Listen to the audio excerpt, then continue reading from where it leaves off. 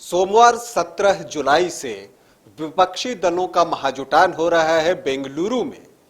और इस मीटिंग में जो सबसे बड़ा फैसला लिया जा सकता है वो है कि किसी कन्वेनर का चुनाव किया जा सकता है। तो कौन कौन दावेदार हैं कन्वेनर के लिए, आज इसी विषय पर बातचीत करूंगा। लेकिन पहले बता दूं कि आप देख रहे हैं न्यूज बाइस्कोप और मैं हूं राकेश रंजन।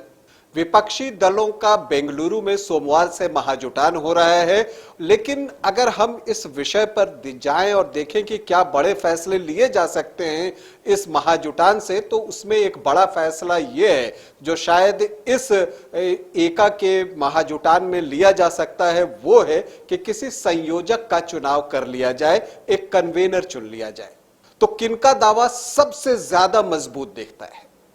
तो अगर हम इस विपक्षी एकता की मुहिम को शुरू से देखने का प्रयास करें तो जब बिहार में भाजपा और जेडीयू गठबंधन टूटा था और जेडीयू ने राजद के साथ गठबंधन बनाई थी और फिर सरकार बनाई थी, उसके बाद से ही बिहार के मुख्यमंत्री नीतीश कुमार ने भाजपा के खिलाफ जो है एक साझा गठबंधन की बात की थी, जो कि भाजपा के खिलाफ एक कैंडिडेट दे। और इस बात में उन्होंने इस बात पर भी जोर दिया था कि उस गठबंधन में कांग्रेस अवश्य होना चाहिए। मतलब वो किसी थर्ड फ्रंट की बात नहीं कर रहे थे, वो आमने सामने की बात कर रहे थे।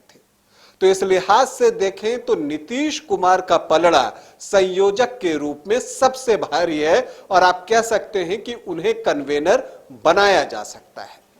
उनका दावा इसलिए भी बनता है क्योंकि ये जो शुरुआत हुई विपक्षी एकता की, उसकी पहल जो है वो नीतीश कुमार के तरफ से ही हुई। और ममता बनर्जी ने जब नीतीश कुमार से कहा कि आप जो है ये जो महाजुटान की बैठक है, ये जो विपक्षी दलों की एकता के लिए जो मीटिंग होनी है, उसकी शुरुआत पटना से करें, तो एक तरह से उन्होंने अपरोक्ष रूप से उन्हें जो है एक कन्वेनर की तरह आगे बढ़ाने का काम भी किया था। और इसी के तहत 23 जून को इसी साल जो है पटना में पहली बार विपक्षी दलों की बैठक हुई, जिसमें कांग्रेस भी शामिल हुई, आप भी शामिल हुआ और तमाम जो मोदी हटाने के नाम पर जो विपक्षी दल रहते हैं वो सभी इकट्ठा हुए।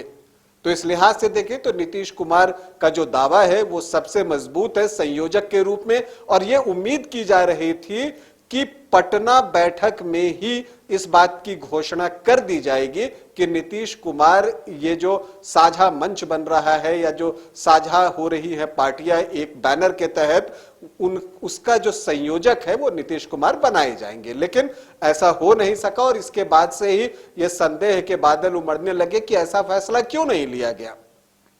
हालांकि अब 23 जून की बैठक और अब ये 17-18 जुलाई की बैठक को अगर हम देखें तो वक्त बहुत बदल गया है। बहुत सारी चीजें इन दिनों में परिवर्तित हुई हैं। पार्टियों का एक तरफ से दूसरे तरफ आने जाने का सिलसिला भी शुरू हो गया है।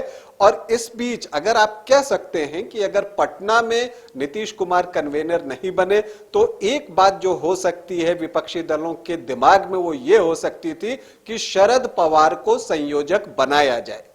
लेकिन 23 जून से 17 जुलाई के बीच जो फर्क है वो ये है कि शरद पवार की पार्टी खुद टूट गई है और शरद पवार की पार्टी के टूट जाने के बाद उनका दावा संयोजक के पद पर मुझे लगता है कि थोड़ा कमजोर पड़ गया है।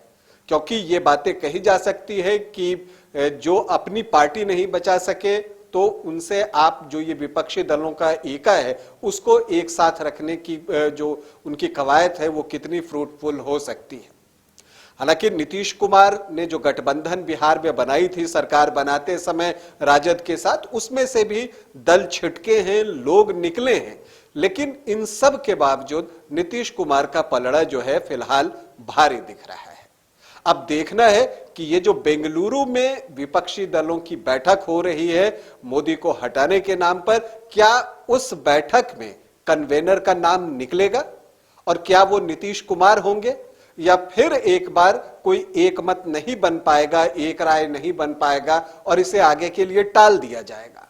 जो कुछ भी होगा वो हमें जल्दी ही पता चल जाएगा। फिलहाल आपसे अनुमति चाहूंगा, इजाजत दें, नमस्कार।